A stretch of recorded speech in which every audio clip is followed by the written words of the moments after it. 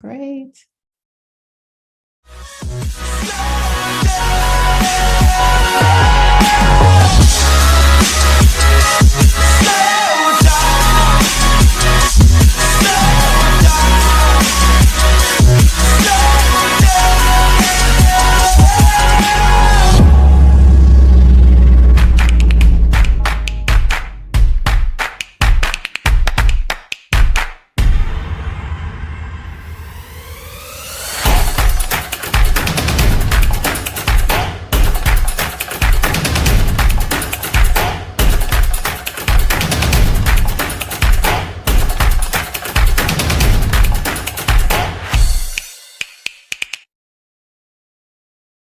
Hey, everybody, it's Juli Pitra, and it's time for my Thursday talk about Pitranomics, my 10-part strategy to grow, protect, and transfer wealth. And we're going to start with the first strategy. What we do is we run through the strategies and we'll do some Q&As each week. And this week, we're starting over with the first strategy, which is, where am I? We're going to talk about the goals you need to set in order to get where you want to go in life. And we also want to talk about the resources you have available in order to make those goals happen. And the resources we focus on, excuse me, I'm messing with the light, in Pitranomics is money, energy, and time. And we have a wonderful guest speaker. By the way, I just want to give some shout outs first. Shamir, thank you for the presentation. Everybody, thank you for the help. I will need one thing when it's time for our speaker and I to talk. Spotlight us both, please. I forgot to do that. So let's get this presentation shared because it's kind of crazy. We were trying to do something else. It's not working. So don't know what we're sharing right now. I'm going to go to Chrome. Like I'm always real transparent about how things are just kind of hard for me to work through right now. We're working out all of the little problems. And look, Shamir, look at that right now. I cannot get this into presenter mode. Funny. So we'll start from here. All right. Does that look like a presentation to you guys now? If I can get some feedback. Yeah, that looks good. Yes, it is. Okay, wonderful. This is also live streamed to Facebook and it's also on my YouTube channel. Please follow me on Facebook, like, subscribe, and turn on notifications on YouTube. I'm really excited about today's presentation. By the way, it's 1 o'clock in the morning where I am, 1:04. So if I get a little loopy, that is why. So here is the overview of the 10 strategies for Pitranomics. And the first one, which is the assessment, where am I? That's the part we're going to dig into today. We're not going to focus on the fact that you have to come up with your life goals right now, but we are going to focus a little more on the resources you need to get those goals done. And by the way, thank you so much, Shamir, for this awesome presentation. So that's today's strategy. Oops, I'm going the wrong way. There we go. So the initial strategy, you have to first define what your life goals are. And those are what I call end of life goals. They are so crucial and so pivotal to your life that without them, you feel like your life doesn't have purpose. But in order to accomplish these goals, you have to have the resources available to put toward them. And we focus on money, energy, and time. They're finite. No matter how young you are, your time in this world is finite. No matter how rich you are, you can have billions. You can still put a finite number on it. That means you have to prioritize what you want to do. And energy, which we're really going to have some fun today, that's finite. What can you do to maximize the amount of energy you have in order to get your goals accomplished? So what are your goals? And we'll talk about that another time. But I always share one of mine with my husband was to produce sane, productive, independent members of society for our children. We didn't want them to keep coming back home needing us. We didn't want them to be crazy. We wanted them to make good partnerships, make good parents, have good friends, etc. Be able to fly out there alone. That's a goal that I talk about quite a bit. And later, not tonight, but later in the month, we'll talk about how do you actually dig down on those goals and how do you know what's important? But as far as your resources, what's available in your cart, we talk later about money. That's pretty easy. Most people get that. How much money do you have? What's your net worth? What's in your savings account? Really easy. And there's a lot of information out there about time blocking. Make sure your schedule has room for all the stuff that you want to accomplish. But tonight, with our special guest, Jen Grub, and I'll tell you a little bit about her. She's a really awesome lady. She has, I think, really optimized maximizing your physical energy and your mental energy and her spiritual energy. And I said this earlier today, so it's a quote in the presentation. In order to accomplish our purpose, and Pitranomics is the end of life goals, we need the physical energy, the mental energy, and the spiritual energy in order to do so. If you're drained, you can't get done what you want to get accomplished. So before we get into that, I'm going to stop this sharing for a minute. Let's bring our speaker forward, please, Shamir, if you would. And this is Jen Grub. Now, Jen, do you prefer Jen or Jennifer? Because I've heard both.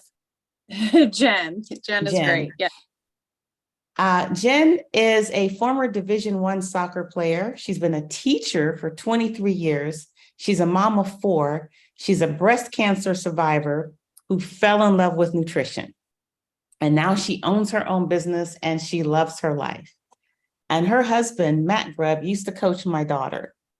And the way that I first heard about Jen and what was going on with her is we were at a tournament in Las Vegas. And then your husband had to leave because he had to come see about you. And we were all like, what's going on? And then that's when I started hearing about you and your fight. And I've just been so impressed with you since. So welcome to Pitranomics. Thank you for joining. Please, Jen, just tell us a little bit about yourself and then I'm going to run some questions by you. Yeah, sure. Well, thanks for having me for sure. I'm just honored to be here. I'm always honored to share my story because I do feel like people's stories make other people's lives better. And this is something that I never thought in a million years where I would be sitting and, but God has these amazing plans for our life. And we, just have to make sure we're listening. But yeah, so I grew up a family, very large family. There's 5 of us. And we, played soccer and played sports and did all the normal things, went to college and got jobs and, got married and had kids. And I really thought that that's where my life was, heading. I wanted to be a mom and I wanted to be a teacher. My husband, I did marry a coach and I coached as well for a long time. And then, 2 people coaching and children don't really mix all the time. You kind of need to be home in the evenings. Somebody's got to be home. Yes. He's not home right now. And that's because, he's coaching, but it works for us. And, I was able to transition out of that. And during that time, I was really trying to honestly think about with 4 small children, I'm teaching, I was moving towards teaching part-time, more so at our church. And I was trying to figure out, well, what will I do when the twins, our youngest 2, go to kindergarten? That was kind of always in the back of my head. And about 6 months later, I found myself being diagnosed with breast cancer. And that's what Julie was referring to, was in January. You are correct. My husband was there for, I think it was Martin Luther King weekend. And Vegas Cup. Yes, it was a Vegas Cup. And I needed, I felt something unusual, on my left breast. And about a few weeks later, I was being diagnosed with breast cancer at 36 years old, no family history, no hormone issues. I mean, really just kind of out of the blue. Now, it really, got me thinking of how did I get here, right? Because I realized we can't control everything. Okay. So we can't control the air we breathe, right? We can't control necessarily, different things in our environment. However, I could control, I realized how much sleep I was getting, the food I was eating, the water intake, and just really how I was taking care of myself. Now, I'm not saying I caused this myself, but it did get me thinking when my oncologist and I would have lots of conversations about cancer and why this occurs, and so that kind of really started to get me going on the nutritional path and where I was headed. Now I'm in remission. That was, almost 9-10 years ago. And so I'm very, very blessed, but my mission now is to help families and help people, not even just women, right? Because cancer is everywhere. Disease is everywhere. Mm-hmm. Help people understand exactly how to best take care of themselves. And then it allowed this opportunity where I was teaching part-time, but it then turned into a business for me. And I was able to help make up that income and be home as well. And now my children are 10, the twins are 10, and I have a 13-year-old and a 16-year-old. So I'm able to be present and but still bring in the income, especially with my husband's crazy coach schedule. So a business started, and I started to just really learn more about how to best take care of me moving forward. I think that's really awesome. I don't know if you know this, Jen, but breast cancer has touched my life as well. My mother died at 57 from breast cancer. And the funny thing about it, well, not funny, like, haha, but she had been diagnosed, and then they did the radiation and the chemo and the lumpectomy. And she had been declared cancer-free in September of 95. And then she had a seizure in October of 95. And then she was gone by January of 96. So it was weird that they had said, okay, she's great. And then this happened, and it just took her. It was just very, very quick.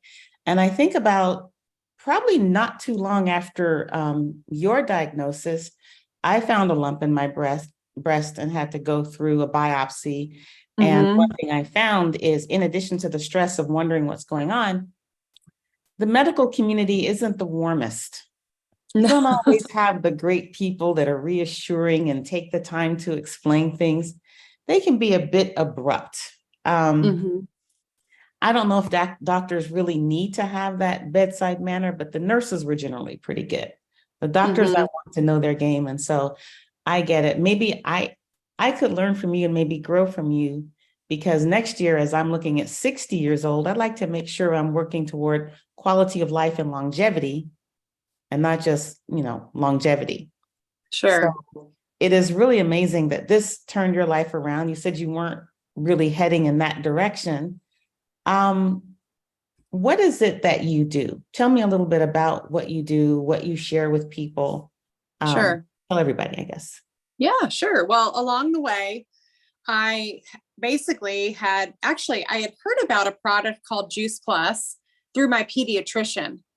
Actually one of my best friends, right? That's what I think people do, right? You're the people you're closest with, in relations with, and have relationships with, you share your favorite things. That's basically what it was she shared something with me because her children were chronically ill. And I was like, well, my kids for sure need more fruits and vegetables, or need a better, what I thought at the time was a vitamin.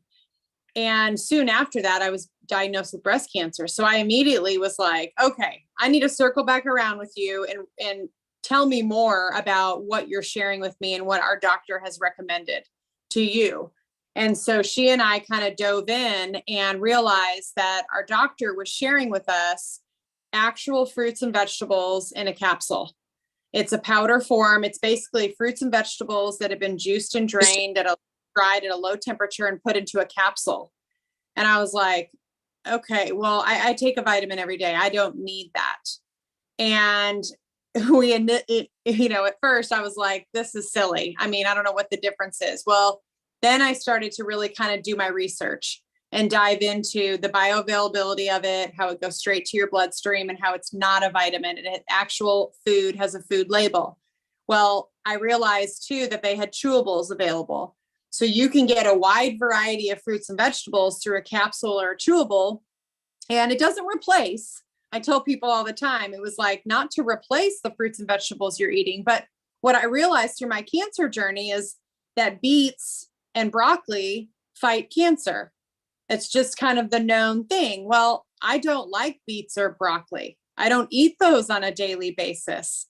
And I realized that when I was going to Central Market to buy actual beet juice to drink, how expensive it was and how time consuming it was to juice.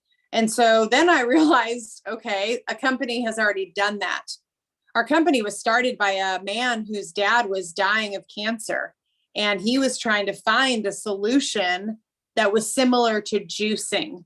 That's why it's called JuicePlus. But the problem is that juicing is, if you've ever juiced, is time consuming, and you buy produce, well, now especially, is super expensive. And you have to, it's all messy and you lose the pulp and all of that. Well, the plus part of JuicePlus was we kept all the pulp, and they basically grind it down, seed, stem, and everything, and put it into a powder. So fast forward, learning about that, we start eating the product every single day. We start to see little things. I fight cancer, not because of JuicePlus. There's a number of things that we changed and we did, but that was a big thing at the time. And through a double mastectomy, chemo, radiation, I lost all my hair, but they, it didn't come out in clumps. It just kind of thinned out. Now my full head of curly hair is back, and it's down to the middle of my back, and I'm a mom of 4 and never have time for a haircut. But at the time, I realized that the side effects that I was supposed to have, and I'm not going to say that if you take JuicePlus and you have cancer, that nothing is going to happen. Everybody reacts differently. But we started to see so many amazing changes in our health that I said to myself, why would I hold this in?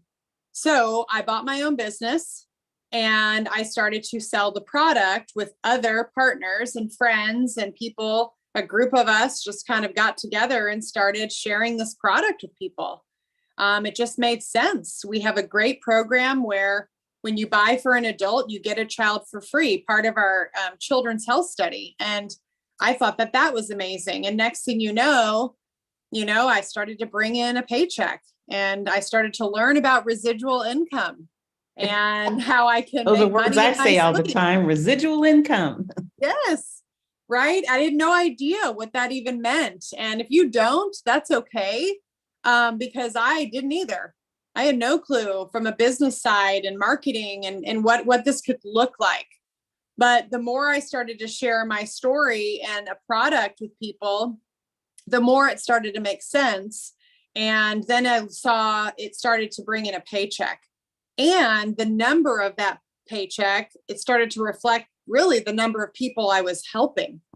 Yeah. I have hundreds of customers and families who you can't pry those boxes out of their hands.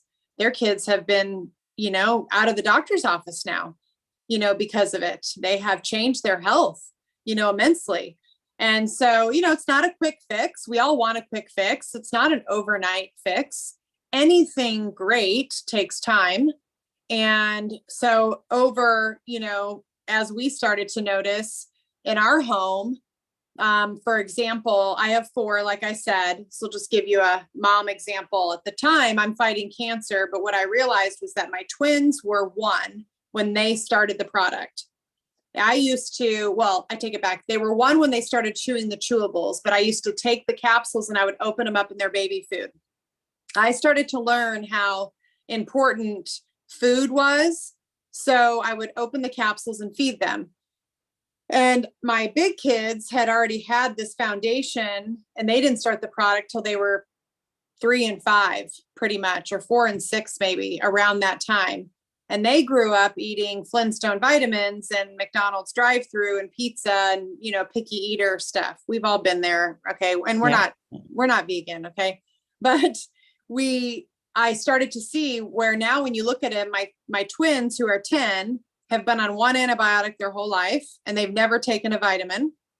And then my other 2 have since started. It took my son some time because he had been the longest that had been eating poorly, and he, quickly had allergies and all these things. And those have since, diminished. once again, not overnight, but over time, we started to see those changes. So that is what I do. I share a product of fruits and vegetables in a capsule, chewable, and then we've got shakes and bars and a tower garden, but JuicePlus is the name, and I purchase my business, and then that's what I get to do. I have customers that, and then I have team members that also do what I do. And it's really been a blessing to our family. You know, it's really interesting. One more thing I'd like to share. When my mother got sick in October of 95, there was some avant-garde place in Colorado that was saying, we can cure you of cancer. And I was trying to get my mother in there, and they were like, we're sorry, she has to be ambulatory in order to join the program. And that just devastated me. But they said, hey, get this one type of juicer. I forgot what it is. It's at home. It's not even just a juicer. It totally masticates whatever you put through it. I still have that thing. It weighs, feels like 50 pounds. You know, you're lifting this thing up and you're putting stuff, and it doesn't just go from the little agitator into a cup. It goes like all over your kitchen. So you're right. It is messy.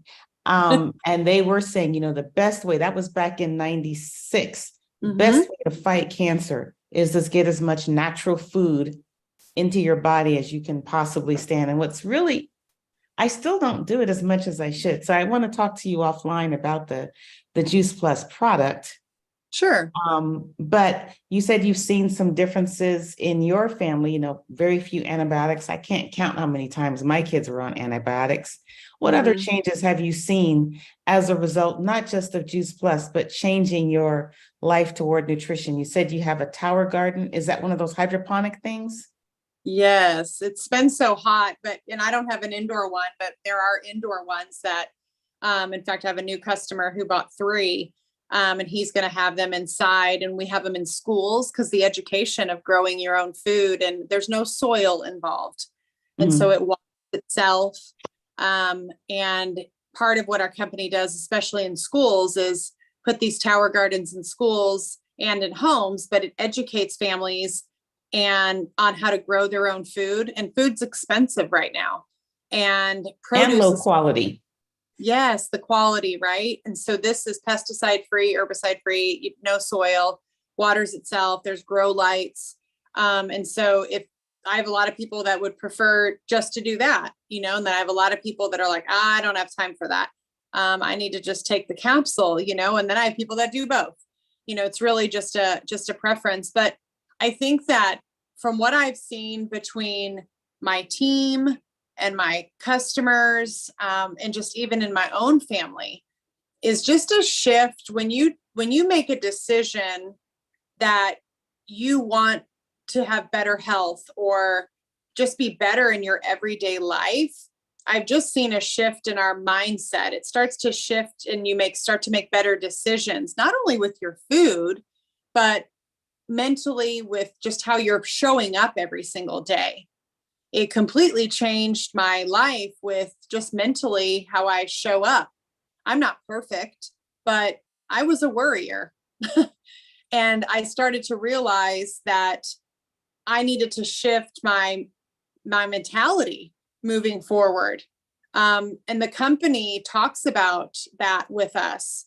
You know, it's a product that can change people's life, but it's also a business and almost an environment that breathes just life into people, and that is very encouraging. And so that encouraged me to want to inspire others and also show my children, because watching your mom fight cancer is hard. Yeah. And so, but when you start to show up in a different way, you know, your kids will notice, you know, when they start to see you fight and realize that, yeah, there's going to be bad days, but when you start to show up with a positive attitude, then it will start to shift your whole house in a sense. And that's what we try to do, is just inspire that healthy living, but just also, you know, healthy thinking. Healthy thinking. I like that. I'm going to just jot that down. I know that when my daughter was playing highly competitive soccer, my son wasn't, but this was happening when he was going into wrestling. I thought I was doing really, really well with their nutrition. Very few processed foods. Sweets were usually something that I made. And I used to get notes and comments from their teachers. They were like, how are you training them to eat such good food? You know, we see their lunches. Oh my gosh. And I had these Tupperware containers where I could put, you know, either a sandwich or something I had cooked. And they always got some major course, and they got vegetables, and they got a dessert, usually something I had made myself back when I was in my stay-at-home mom phase, which is different than my present phase. But it was, I felt it was really important for their performance and their growth that they ate well. You know, starting people on the good habits when they're young helps prolong before they start having some of these other difficulties. You know, a lot of people have asthma that they didn't used to have, or weird respiratory problems, or skin rashes, or all of these things that maybe can be changed with food. And I just recently started taking this anti-inflammatory drink that helps my back pain, and it's turmeric and cayenne pepper and lemon and regular pepper and apple cider vinegar. And I mix this thing every day, and it tastes horrible. I don't like it. But it's good for me. I'm even doing it here. And my mother-in-law looks at me. She's like, is it good? I'm like, not at all. It is not at all. I just have to get it down every day. And, you know, does it cure everything? No. And it's a process. And I had kind of stopped for a week, and I could see the difference in not doing it for a week. So consistency is key. You got to keep it going. So if you were to, here's my question for you.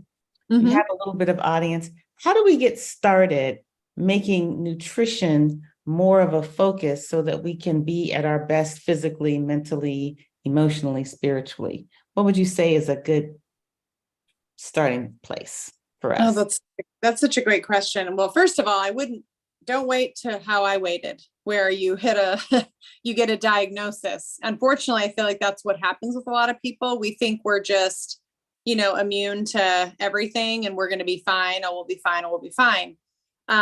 Unfortunately, that's not always the case, because you can't see cancer cells growing until sometimes it's too late, or what other diagnosis. But my advice would be, start small. It can be very overwhelming to change and to drink what you're drinking. Like, I would be all over that because I know the benefits of it all. But when you don't know, and the second you take a sip of that, you're like, this woman is crazy. I cannot drink it. It's awful. I would drink it in a heartbeat, and I drink a lot of that. And I actually take turmeric now, just in a capsule, but I've done all of that. And apple cider vinegar, I mean, it's my go-to thing, right? If I start to feel something, I'm like, and my kids are like, get it away from me. But I know the benefits. So if you're a research person, research the benefits. Start looking at benefits of fruits and vegetables, or like what, you know, Julie was saying about, you know, how to lower your inflammation. We all have it, right? I've had this kind of a wrist issue this summer, and, you know, I was like, gosh, I have some inflammation. What can I do that can kind of help lower it, instead of just running to the medicine cabinet? But if you start simple and start small, whether it's, I kind of tell people, like, you've got different buckets. You've got sleep, you've got food, hydration, you've got water, then you've got your mental, you know, spiritual, whatever you want to call it. And then you've got your physical, you know, exercise. Well, maybe you're really great at exercise. Maybe that's your thing. Okay, so keep doing that. But maybe you're like, oh, but hydration, I'm terrible. I'm still drinking 6 Diet Cokes a day and a coffee in the morning, and I have maybe 1 glass of water. Well, maybe get rid of one of those sodas and add more water, right? Like, start simple and figure out what bucket of yours you need to fill up more. That's kind of what I tell a lot of my customers, because everybody comes into this different. Water was not an issue for me. Sleep was not an issue for me. I was doing both of those really, really well. I love to exercise. Food was an issue for me. And I realized quickly, I don't like certain foods, but I needed to be eating them. So I had to figure out how to get them in my diet, but I had to start simple. I couldn't just, you know, completely go buy broccoli and beets and, you know, kill myself every day with this, what I considered awful tasting food, right? You know, But you then, said earlier, Jen, you said, as everybody knows, beets and broccoli fight cancer. I didn't know that. yeah, I I didn't know know. that. I mean, So, I felt like I was the only one that didn't know it, right? At the time, it was like, oh my gosh, am I the only one not eating these things, you know? But I just think if you start to learn the benefits of what is the one thing that you're like, where you feel like you can start. What, like I said, if sometimes I have a lot of people, the biggest one I hear often is they don't drink enough water. That's a hard thing for people because you should be drinking half your body weight in ounces a day, if not more, and not within 20 minutes. I mean, that's not good for you. I'm talking throughout the day. throughout the day. Don't at the end of the day, just chug a gallon of water, you know, but throughout the day. And some people even need to get something that they can measure it with, a jug that kind of keeps them on track. I have a coworker that was like her one goal. So I would start by picking one thing because like you said, it's the consistency and it takes time to drop different habits and create new ones, right? So to drop a different habit and create a new one takes days. I mean, we're talking 30. I used to hear, oh, it's like 3 days to change. No, I would say it's more like 30, 40 days to really create a consistent habit.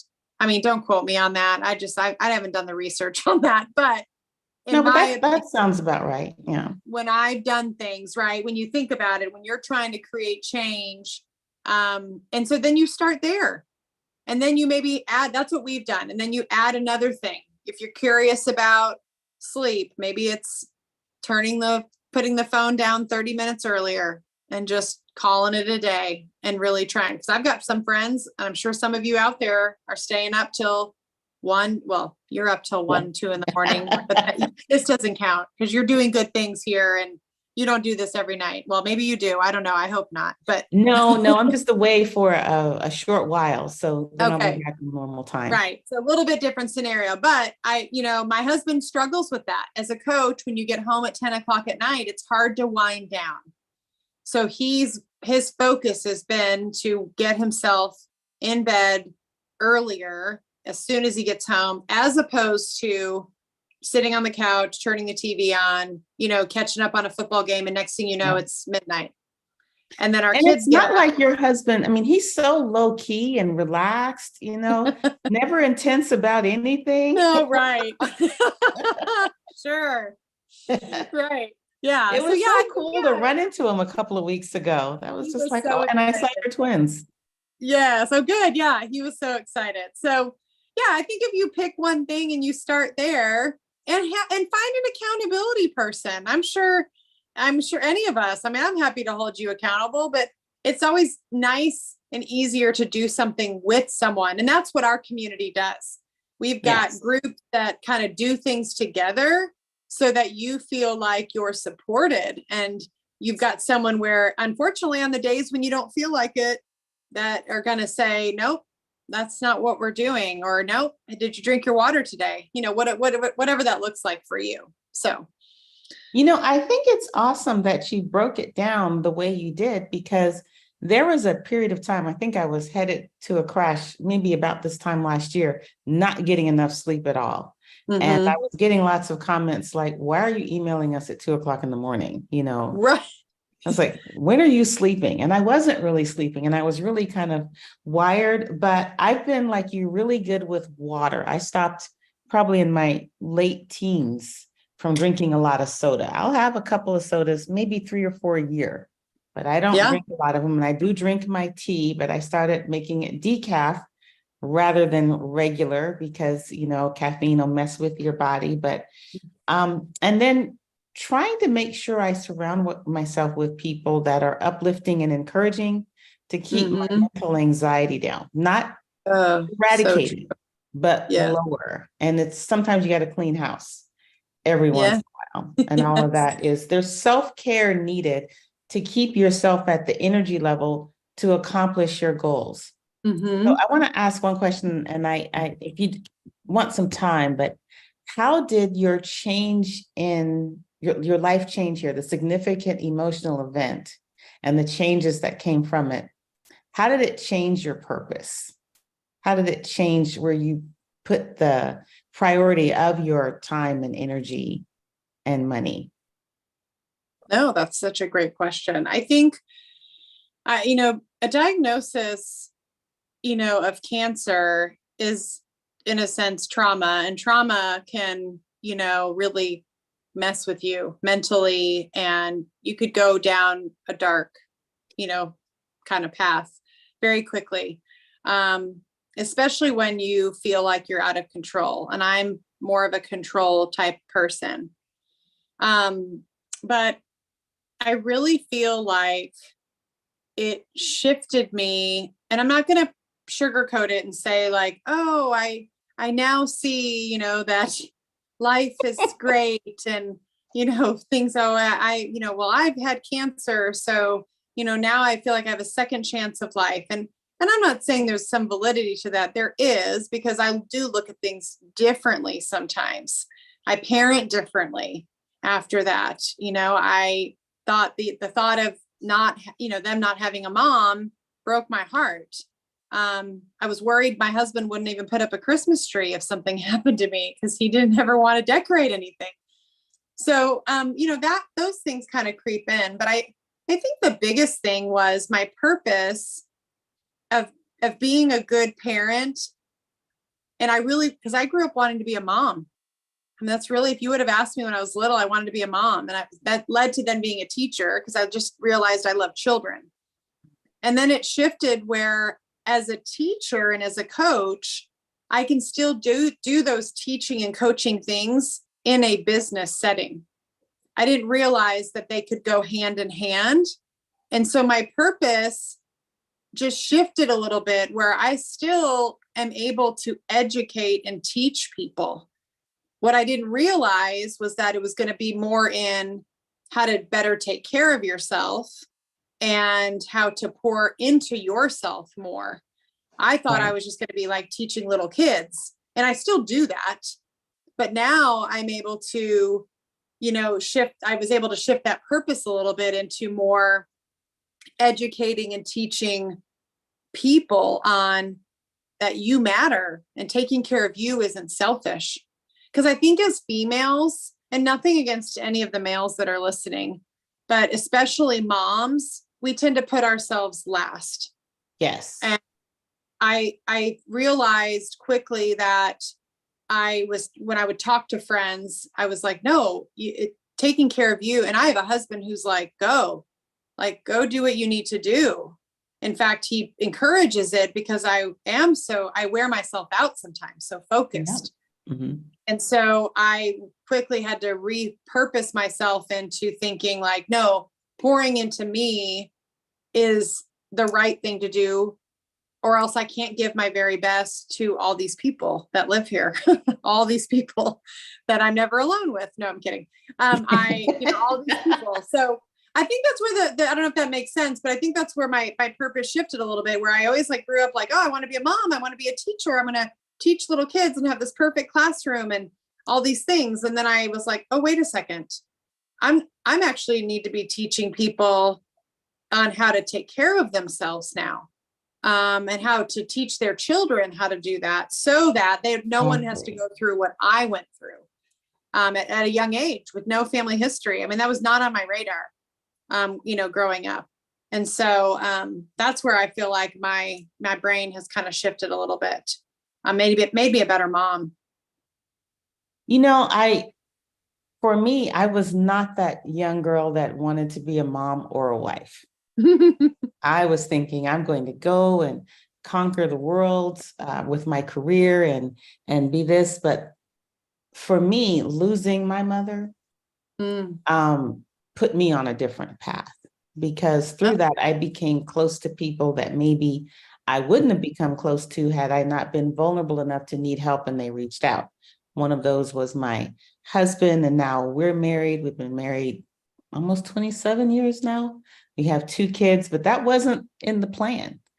And I'm grateful for the life that I have now, but it wasn't what I set out to do.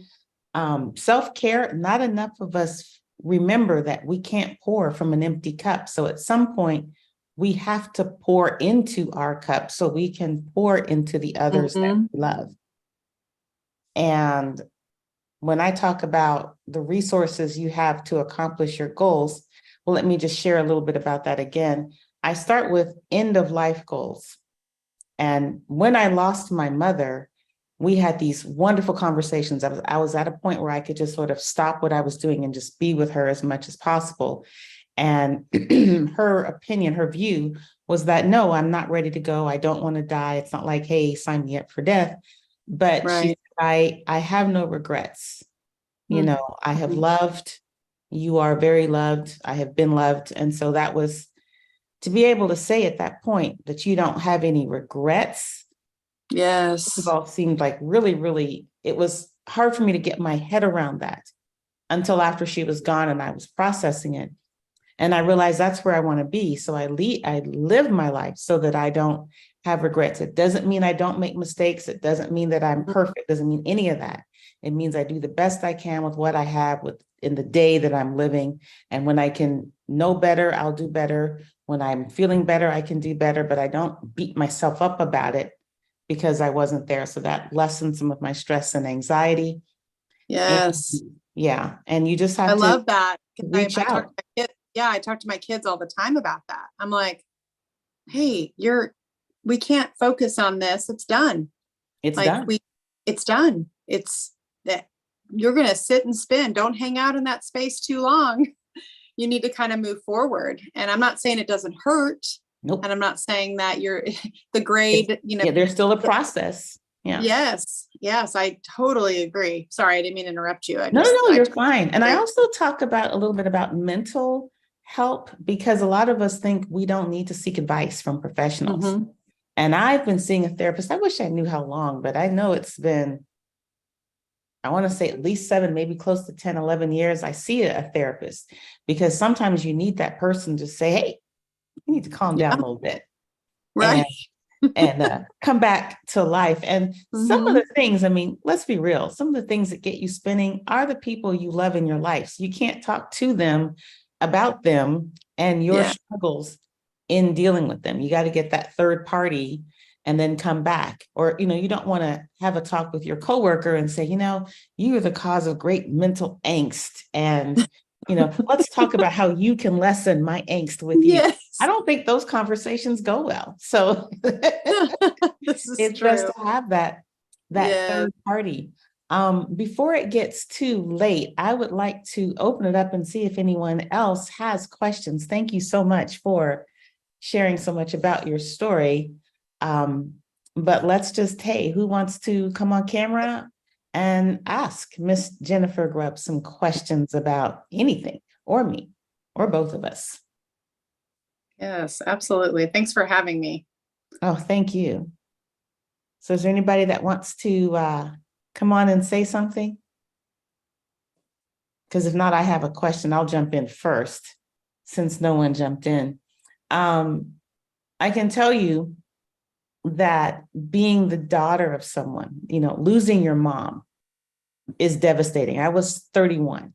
So I can just imagine what you were feeling on behalf of your children at the thought of your going so early. And I'm so glad you're still here.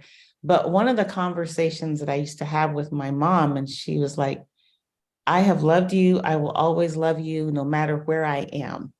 You can take that love with you. And what's really, really sad is that we made some audios of her talking to me. And I only have one. The rest of them, I don't know where they are.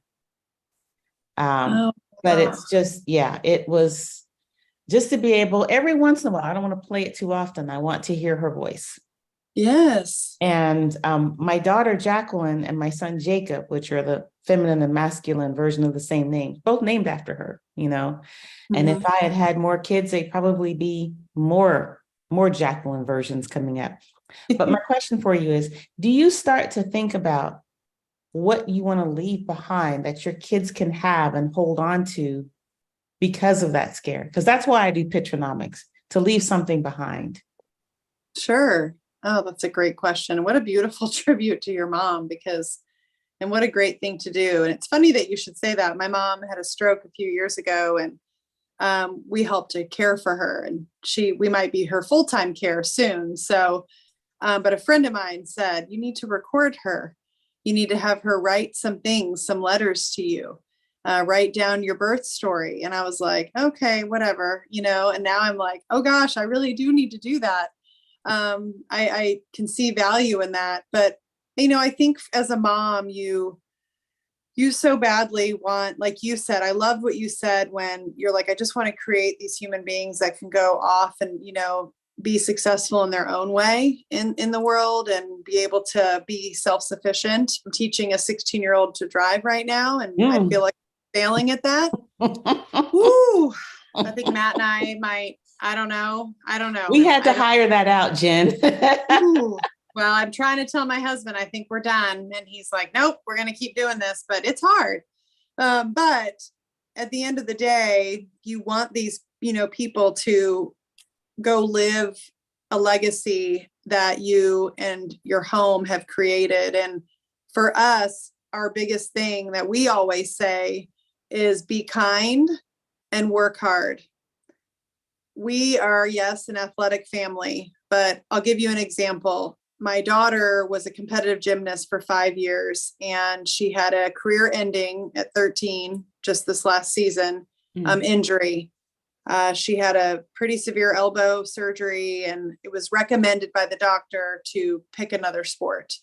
So rather devastating, yet, okay, what does this look like? And she has in 8th grade now. And what do you do in 8th grade? You're in athletics and just have fun, right? Before we get to high school and maybe gets a little bit more serious. Well, she's chosen volleyball. Great. I don't care. Go play volleyball. Never has played it before in her life. And my biggest thing was work hard and have fun, right? Like go and do that. I don't care. Have fun. I'll support you every step of the way. Well, last night during the first game, I happened to walk in. I would say the game had already started and they were already almost halfway through it. In the first game if you know anything about volleyball, it's best out of 3 games. So first game, we walk in about halfway through and I look and my daughter's playing and I'm like, oh, she's in. This is so great.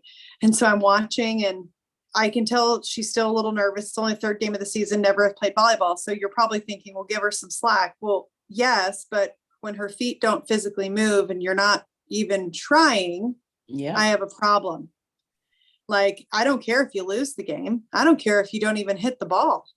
If you tried, then that's a different story. And so that's my husband and I's biggest thing. And the second game, it got better and she saw the look on my face and she could tell. And she was like, oh, Mom. And I'm like, hey, listen, I just want you to work. I don't care what happens out there.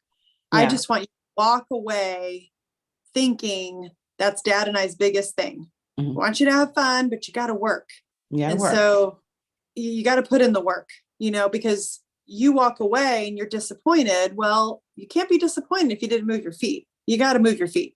So that's kind of what we want to leave for our kids. And especially just probably, I don't want to speak for him, but what I would like to leave is, when you show up every single day and you put in the work and you show up, whether it's at your job, at your home, if you're in school or doing this, starting a business, whatever it is, just showing up and putting the work in, just show up and do your job, kind of thing.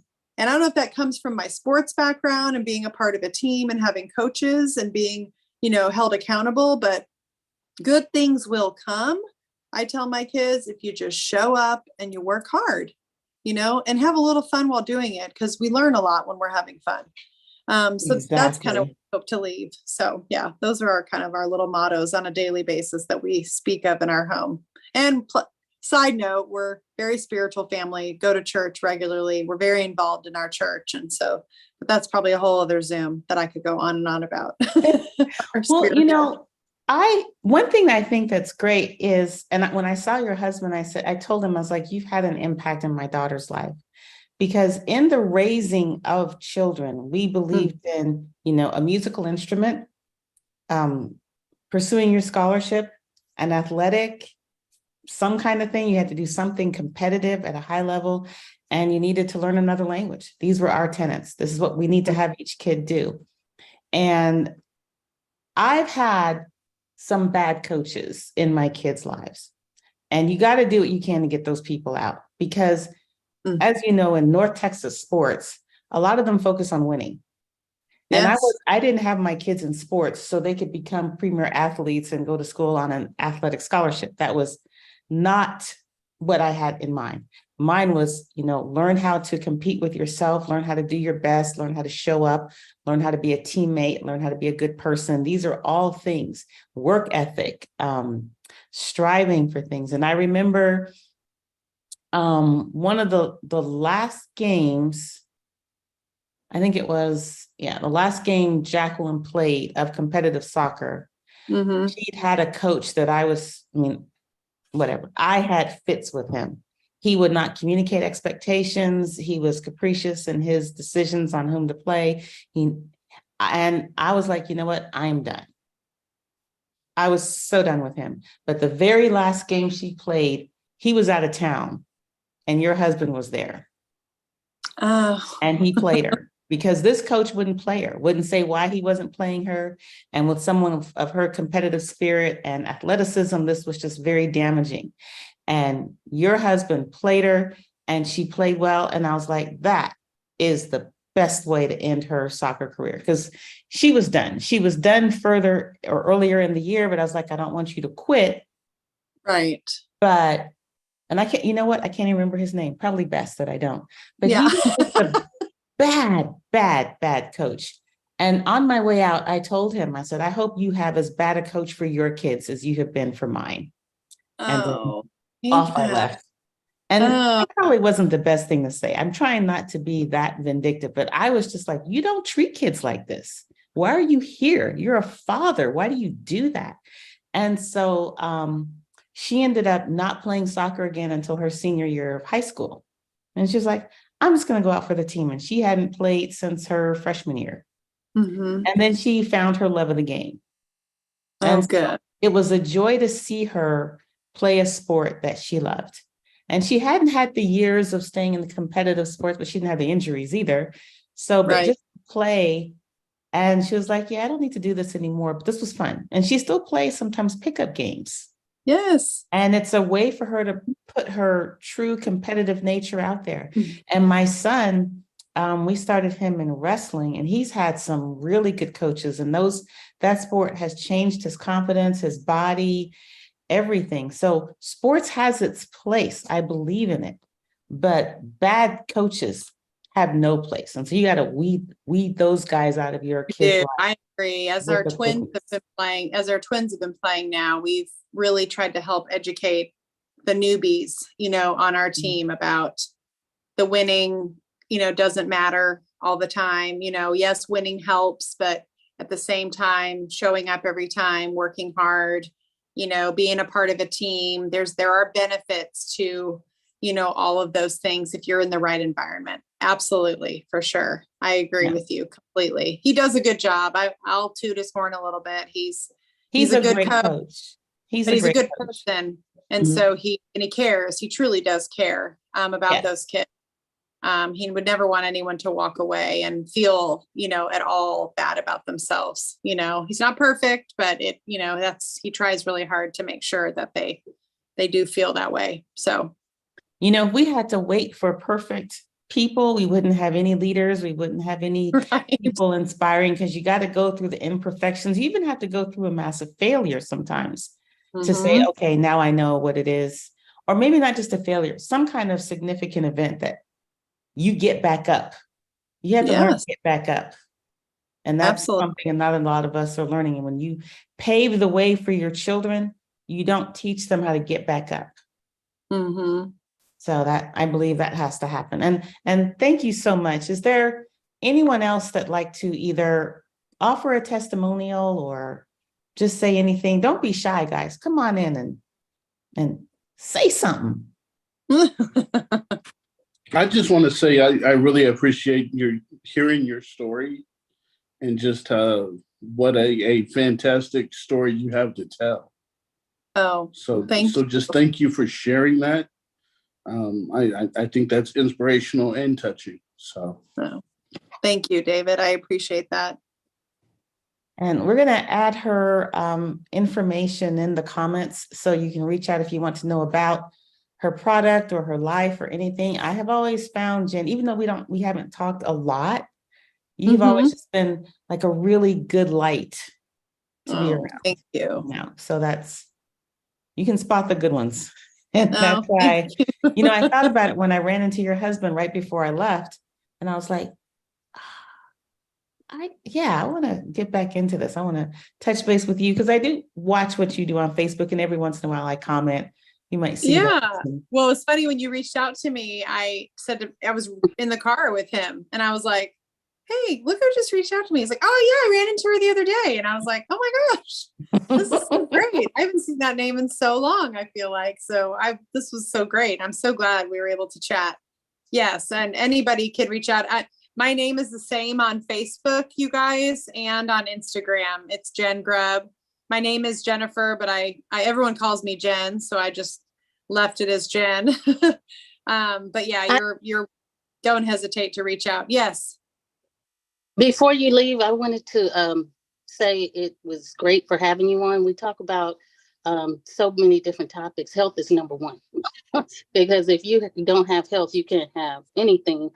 And so I've been on a journey of, eating a lot healthier, a lot of vegetables and a lot of fruits. And the fruits are I think the summer brings on these amazing, tasteful fruits. So, when the fall and these other times it's different, but it's such a great thing for me. And it's a water based. So it acts volume of water and so forth with a little twist of sweetness. But what I have kind of like been squeamish is when I, whether I look at TikTok and Instagram or whatever, I am seeing more people that are really focusing on good health as far as like eating habits and internal and external and how you're managing yourself, because it's really only you. You can't wait for somebody to be a partner with you to go work out or do these things. You really have to go back to the core, to you.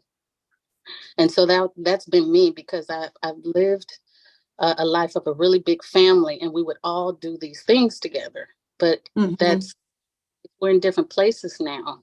So my focus has to be back on being committed and diligent, because it's like if I was sick, me by myself, they're nowhere near where I live.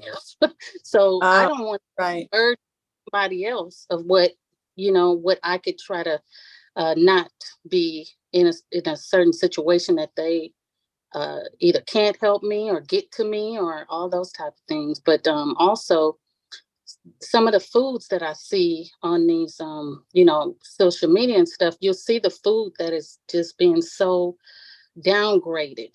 And it's queasy to me now to see a lot of the foods in fast food, and then going out to eat, sodium and stuff like that, which has made me very squeamish. That's all a thing, to go out to eat with friends and have fun and stuff like that. But it doesn't seem fun when the food is such a low quality these days. But I was just going to speak on that. But thanks for coming. And that was my comment. Well, you made a good point. My kids have realized that we don't eat out often, mainly because it's expensive for 6 of us. By the time we get done with that, I'm like, oh, geez, we could have spent a whole lot of money with the 6. Yeah.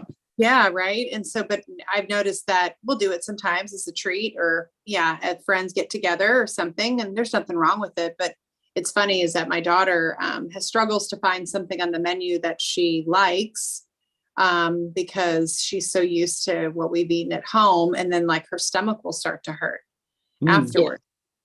And she's like, oh, I can't finish all this, and I'm like, hey, don't, it's fine. They don't enjoy it. I agree with you. They don't enjoy it as much. And it's changed. It's sad. It's unfortunate.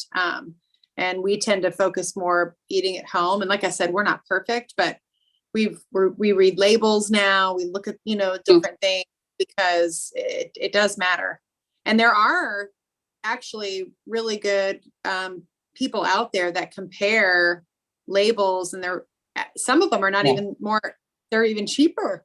They're not even, as expensive. I think I was reading something on Instagram today about a back to school college shopping, and Walmart has their great organic line, and they have fewer ingredients, and actually per ounce, like in some of their red sauce, their ketchup, I noticed was actually cheaper per ounce and better for you. So some of it isn't exactly, more expensive. You just have to know what you're looking for.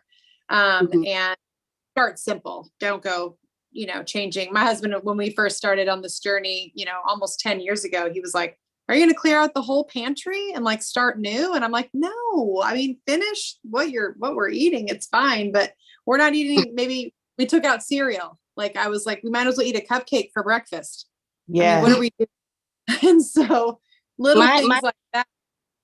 My family did that for me. I've had little sweets and chocolates and all this stuff, and they ended up throwing it out without telling me. And I was You're like, wait a minute. And so I said, doing that because they love me. I had to come to terms. Okay, that was being that, and I don't even have those cravings. Those things were sitting there for the longest, and maybe I'll pick up a piece of candy, little treat every so often, but I wasn't even wanting it, but it was just there, sitting there. Being more intentional and mindful. And you know what's interesting? I'm just going to say this. I always forget about this, but there are foods. TikTok is a great source for this, that are very common foods eaten in the United States. They don't even allow those foods in other countries. Yes. You will not find them.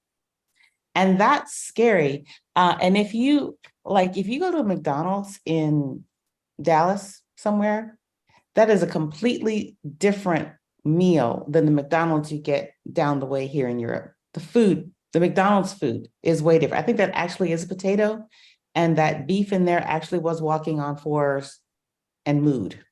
Right. And one of the things I love to eat here is the yogurt. It's 40%, 46% fat or whatever, but it's not processed. It's basically, it is so good. And I got to stop eating so much of it, because unless I'm walking, it's just going to add. But the meats are good. It's not the best for produce, I will say, not my favorite. And we went today to a sushi restaurant. Yeah, I don't think I'll go to that sushi restaurant again. It used to be a great traditional Czech place. But I love the idea of growing your own food. Real quick, before we take off, can you share a little bit about the hydroponics food growing? What do you grow and how much is it? And can a busy person do it? So the Tower Gardens it's a hydroponic growing system, and most people have them in their kitchens with the grow lights. And I can send you to the website so you can kind of take a look at what it looks like. But essentially it's anything that has a root. What happens is the roots kind of start to form and go down kind of the middle of it, and the waters on a timer. Okay. And water the roots, and then it grows. And you do the same thing as you would in the ground, except for you don't have to deal with the soil. So the butter lettuce, I've grown a lot of spinach, lettuce, kale, things like that. But then I have friends that do a lot of herbs. If they love to cook, they'll do herbs out of there. But essentially it's anything with a root you can grow. And it's just, and the lack of soil doesn't impact the quality of the produce? No. Is there a medium of some kind? You start to grow them in what they call a rock wool. And so you start and you get a sprout, I don't know, about yay big. And then you put the rock wool into the pod in the actual aeroponic system. They have these pods all around it. And so you put your rock wool of your, sprouted spinach into there, and then it starts to grow, and the root starts to grow down as if it was growing into the ground, but it's being watered by the aeroponic system. So no, and the thing about soil is that at least here in Texas, where I'm at, it's hard to grow things in this soil, and it's 108 degrees outside, right? So that's a whole nother dynamic. I know it's going to change. I know it won't always be this, but a new customer of mine, he came from California and he's struggling to grow not only in Texas, but also in a raised bed, just because either the heat or the soil he can't get, and the pressure, and there's just a lot of factors. Mhm. This kind of eliminates a lot of that. So I'll send you the Tower Garden, the website, and can kind of go, from there. You can take a look at it, but it's pretty amazing, because anyone can do it, and I'm not a gardener. That's not my gift. But it's pretty, self-explanatory, step by step, and it's cool. It's cool to watch. Personally, we picked from it. We don't have ours up right now because we had a kitchen renovation, moved back in, and then the heat happened. So I don't have it up yet, but it's really kind of a neat thing. If you want to grow your own food, and talk about, it is clean. Like, we grew cucumbers once, and they are like the prettiest white cucumber you've ever did see, and just super clean. Like, you don't get that. I don't know. Like, if you've ever had a cucumber that tastes a little kind of tart, sourish. I don't know how to explain it, if I'm even saying that right. But anyway, no, there's a total difference in taste, because there's nothing. Well, no, I love that. I've been doing some work. I do a lot of home renovations, and we're doing some work in Paris, Texas. So it's rural. And then there are these farm places that you can pick up farm fresh produce. And there's such a big difference. Such a difference. Yes. Yeah. We picked up a cantaloupe. I was like, that is what a cantaloupe is supposed to taste like. And, Yes. and the watermelon and the potatoes. I mean, really big difference. Okay. Big difference. If there's Hey, not Julie. another question or anything real quick, I'm just gonna chime in real quick, because the community garden that I volunteer at has a 2,500 square foot greenhouse that is both aquaponics and hydroponics. So when you get back, if you want to see how all of that operates, let me know. Oh, of course. And that's Michelle. Because you didn't pop up on my screen, but yes, I will be there. I'd like to come look at that. And thank you so much for mentioning that you can help people with growing a business, education, and learning. One of the things I'm trying to do with Pitranomics is build a community of people who are teaching and learning. And so I would love to kind of, be a part of yours, and maybe you'd like to slide into mine and come back. I thank you so much for showing up. And thank you guys. I really appreciate you sharing this time with me. And if you do get a chance, go over to my YouTube channel and like and subscribe. I need to get some subscribers, guys. And also trying to get some TikTok subscribers. I'm going to do shameless plugs for myself, because once I get there, I can do lives on those platforms. So anyway, take care. Follow me. Follow Jen. Appreciate your coming. Thank you so much. Y'all have a blessed evening. Thank you. Bye-bye. Bye.